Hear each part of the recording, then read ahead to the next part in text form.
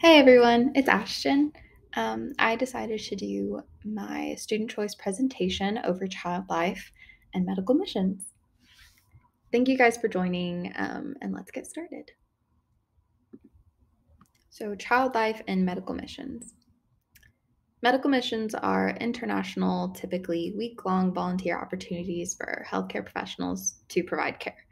And I found most of the material, well, all of it, from this really cool article, this research article done in the past year and published in the Child Life Journal. So if you guys can, go check it out. It's a really cool read. It has a lot of really good information, like CCLS role as a healthcare team member in the medical mission setting is to provide play, education, and normalization opportunities. Obviously, these are really basic principles of what child life specialists do in all healthcare environments. So it was just clarifying what child life's role was doing in this particular setting. And then the impact of child life specialist role in this setting include reduced anxiety for pediatric patients and parents, decreased use of pharmacological pain management, and an increase in child life specialist cultural competency, child life competency overall, and professional skills. And this study, these findings were all found based off of surveys done by child life specialists that have been involved in medical missions in the past. And while the first two are pretty common findings of CCLS, of the impact of CCLS role in healthcare settings, but I really thought it was cool that the findings emphasized an increase in cultural competency, which is really cool because all these child life specialists are going back to diverse, environments with diverse people. And I think it's really cool to see that competency grow through just a week-long volunteer opportunity. Some barriers to this that were found through this study included limited PTO. Not all child life specialists have positions where it's encouraged to go take pay time off is given to go volunteer specifically.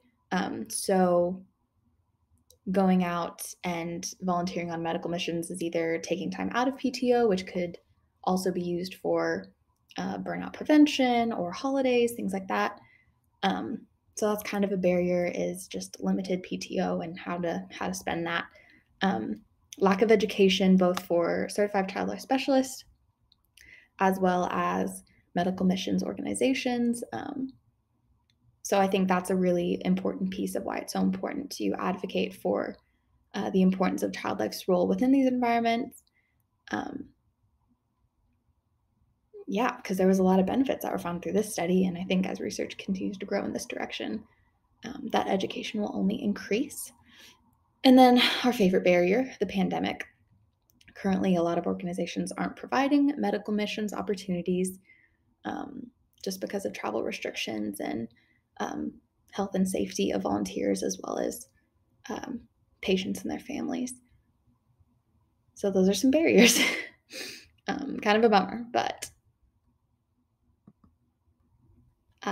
resources I found as I was looking through, I need to move that little line. Child Life United was a huge one. I don't know if any of you guys have heard about Child Life United. Such a cool organization, such a cool way to connect to other professionals and students. And one particular thing they do is connect specialists and students to international volunteer opportunities. Not right now. They're closed right now. Once again, returning to the barrier of the pandemic, restricting that. And then I don't know if anyone here has heard of or knows Courtney Moreland. She's super cool, super fun to talk to, a wealth of knowledge, and a fantastic resource for more questions, more information about this particular topic. And I know she's rooting for these things to open back up, so fingers crossed.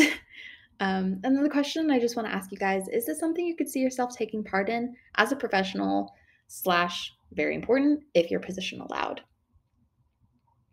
Thank you guys for watching, and I'm looking forward to listening to your presentations as well. Bye, guys.